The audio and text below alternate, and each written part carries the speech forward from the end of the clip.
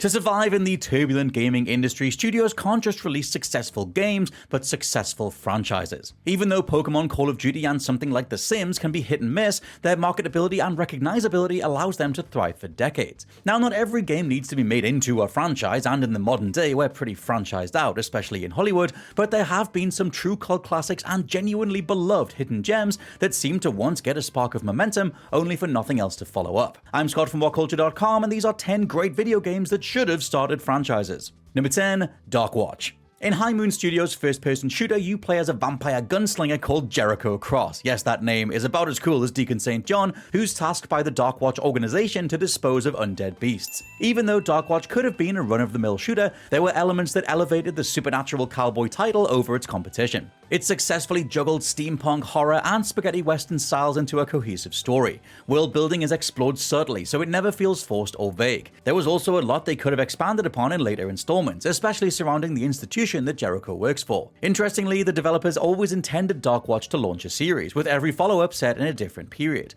like the Crusades or World War II. Head designer Paul O'Connor stated in an interview with Dread Central that each entry would expand on the Darkwatch organization, from its origins in Roman times to its ultimate fate in Earth's future. A tech demo of Darkwatch 2 was released at GDC 2006, indicating the franchise was moving forward, and when a film adaptation was announced, Darkwatch's future seemed secure. Sadly, after the company merged with Activision, all work on Darkwatch was put on hold to focus on licensed games instead.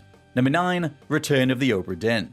Although deduction titles like Ace Attorney or Professor Layton could have been one and done, they blossomed into successful franchises that are both still going strong years later. However, there's another detective game that could theoretically become an ongoing series. In Return of the Obra Dinn, you play as an investigator who must determine the fate of a ship's missing crew. Using a magic pocket watch, you can travel to a moment of each crew member's death to uncover the truth. Although the 1-bit monochrome art, sound design, and voice acting is 10 out of 10, it's the concept that leaves the biggest impression. Even though the mechanics are masterfully utilized, there are countless other scenarios that this general idea could be used for. It would be awesome to see this detective investigate a mystery in a ghost town, a haunted mansion, or something like a prison. Rather than sticking with just one setting, the protagonist could visit numerous places, adding variety to gameplay over time. New mechanics could have been incorporated, including fast forward, rewind, replay, or zooming in to find different clues. You could interact with people from the past, but be limited in your actions to avoid time paradoxes, creating a strategic component. Although creator Lucas Pope stated he has no interest in devising a sequel, seeing more of this particular property would have been a delight. Number 8, Vanquish. God, I love Vanquish. Developed by Platinum Games, Vanquish was a kick-ass title that combined high-octane combat, cover-based shooting, acrobatic gameplay, and kinetic pacing. At the time, the third-person shooter genre was pretty overcrowded, with titles like Uncharted and Mass Effect, so Vanquish didn't do very well financially, despite solid reviews. Platinum Games' other major title, Bayonetta, sold well the previous year, so the company decided to focus on that series instead of continuing Vanquish. That was a sensible enough decision, but it doesn't seem fair considering how revolutionary Vanquish's gameplay was, and honestly still feels today. Vanquish beautifully incorporates bullet hell and beat-em-up mechanics, which was a rarity in 3D shooters at the time. The boost slide, which allowed players to jet around the battlefield at breakneck speeds, was a breathtaking mechanic, and it's just as exhilarating and addictive now as it was when Vanquish was released. Though the political tension and space warfare themes were touched upon, there was a lot more to examine. Sam Gideon felt like an archetypal hero, so it would have been nice to see him fleshed out in future stories. There's never been any serious buzz around Vanquish being turned into a franchise, but we did get a remaster a few years ago, and it would be nice to follow up properly. Number 7, Death's Door. This isometric action-adventure follows a soul-reaping crow who works for a bureaucratic afterlife agency. When a soul is stolen, the Reaper sets out to reclaim it. Though Death's Door heavily draws from The Legend of Zelda, it never feels derivative. Acid Nerve's wonderful game boasts rewarding combat, innovative puzzles, and precise gameplay. The enemies are tough as nails, but they telegraph their attacks, so battles always seem fair. Death's Door also has the amazing ability of being simultaneously silly and poetic, utilizing goofy humor one moment before reflecting on the collective demise of all living things the next. But much like the lives the Reaper extinguishes, the end of Death's Door comes too soon. The game only offers 3 dungeons, which is a shame since there's so much that could be expanded on. Sequels could have explored different aspects of the afterlife, including mythologies from different cultures. A prequel centered on how the Reaper's agency came to be would have been interesting too. The final boss is also so intriguingly cryptic, you could make a whole game revolving around him. Even though the Reaper only has a few abilities, the developers provided a huge variety in combat and puzzles. As a result, it'd be fascinating to see our avian hero have more powers and more elaborate puzzles to deal with. There's never been any word of a sequel though, so we'll never know. Number 6. Call of Cthulhu: Dark Corners of the Earth.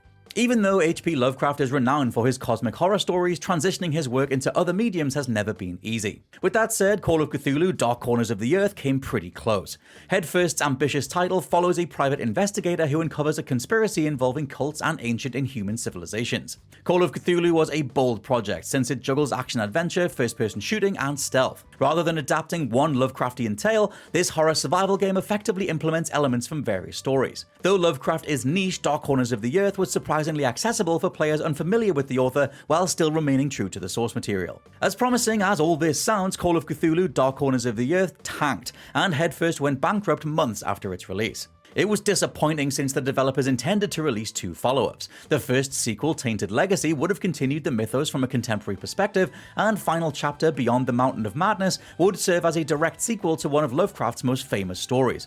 Number 5. Singularity. Another one of my personal favorites.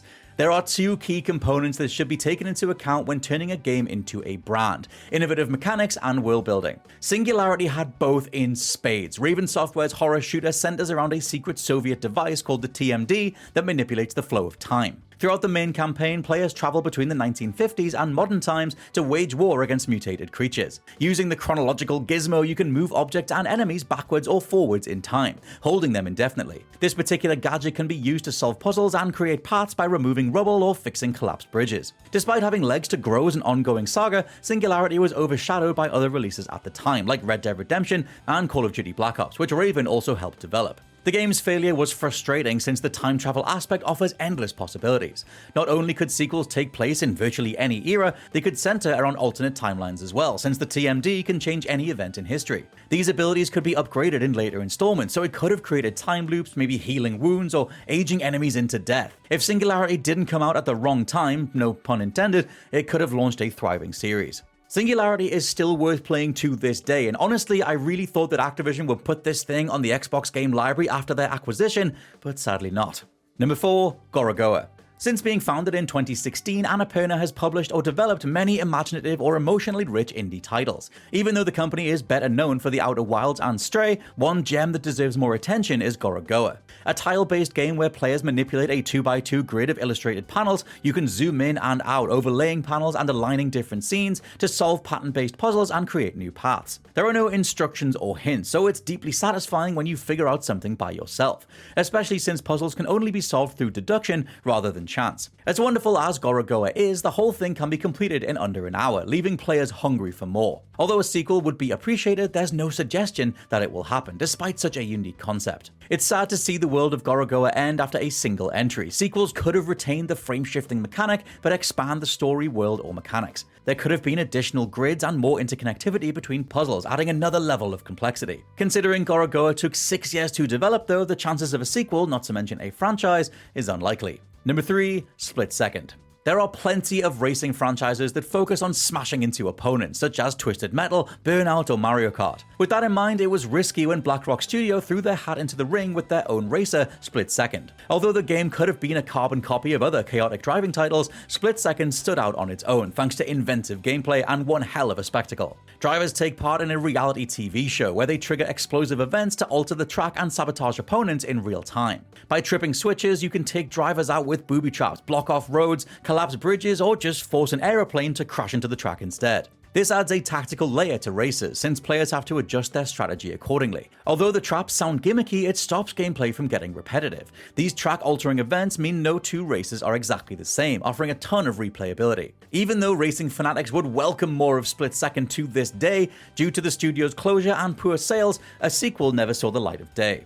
Number 2. Bully. One Rockstar property that players are desperate to see get resurrected is Bully. The open-world action-adventure title follows a teenage misfit called Jimmy Hopkins who must navigate the social hierarchies of his school, Bulworth Academy. Although Bully was a great game on its own and maybe my personal favorite Rockstar title, it opened the door for so much more. Later installments could focus on Jimmy falling back into his thuggish nature with a different school or environment. They could have taken place in the future with Jimmy in college or as an adult. It's worth saying that various leaks across this ongoing decade have showcased concept art and storylines for a Bully 2 that was in the works at some point at Rockstar. But like many other projects they've attempted across the last decade plus, including GTA 5 story DLC, it all fell to the side in favor of GTA Online.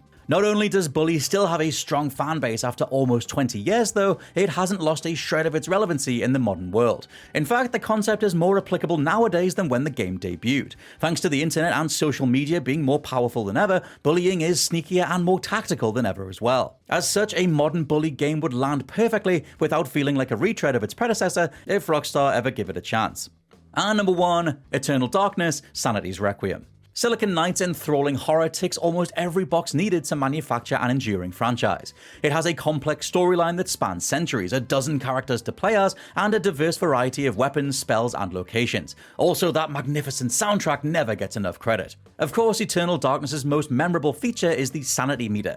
Encounters with demons and monsters cause the hero's sanity to diminish, triggering hallucinations. These visions can be extremely meta, convincing players the game itself has reset, that the disc is broken, or that your memory card has been wiped. The ending reveals another malevolent evil will soon awaken, indicating a sequel was on the horizon. Even though a follow-up and spiritual successor were heavily considered, neither materialized. Even if another installment didn't tie directly in with its predecessor, there are so many ideas that this property could have explored. The sanity meter was a standout feature. The mechanic has so much untapped potential, especially with how different gaming is today and how many different elements could be interacted with. Maybe a follow-up could pretend your controller has died, that the internet has gone down, or that your console needs a system update. There are many ways a modern Eternal Darkness sequel could mess with players' heads. Unfortunately, all crowdfunding for a continuation has failed, so Eternal Darkness's future is all but non-existent.